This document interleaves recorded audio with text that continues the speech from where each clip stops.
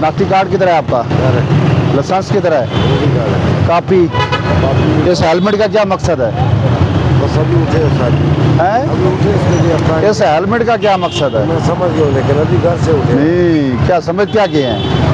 बस अभी घर से उठे, हैं? घर से उठे सर। नहीं, ये तो नहीं करते, हेलमेट को पहने। रॉन्ग साइड पे आ रहे हैं ये ये हेलमेट सर, हाँ, अभी इसको फाइन दें 2000 रुपये का। ये भाई रॉन्ग साइड से आ रहे हैं, हाँ, 2000 का फाइन दें इनको। ठीक है।